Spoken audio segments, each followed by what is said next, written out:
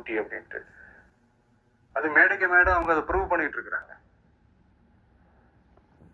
அதனால தோழர்களே, வரப்போற தேர்தல்ல நம்ம யாருன்னு காட்டணும், நம்ம பலம் என்னன்னு காட்டணும்.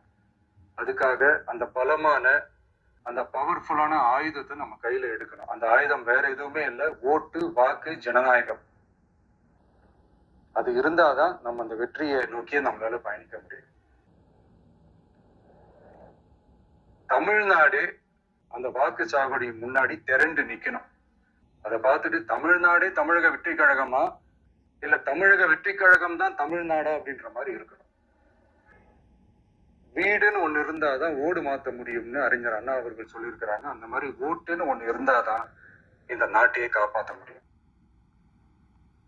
அப்புறம் இன்னொரு முக்கியமான விஷயம், அந்த எனிமரேஷன் ஃபார்ம் நீங்க ஆன்லைன்ல நீங்க ஃபில்அப் பண்ணும் போது அது ஒரு சில ப்ராப்ளம்ஸ் வர்றதுக்கு வாய்ப்பு இருக்கு. அது உங்களுடைய ஓட்டர் ஐடியில இருக்கிற உங்க பேரும் ஆதார் கார்டுல இருக்கிற பேரும் அந்த ஸ்பெல்லிங் இனிஷியல்ஸ் எல்லாமே ஒரே மாதிரி இருந்தாதான் அது அக்செப்ட் ஆகும், இல்லைன்னா அக்செப்ட் ஆகாது.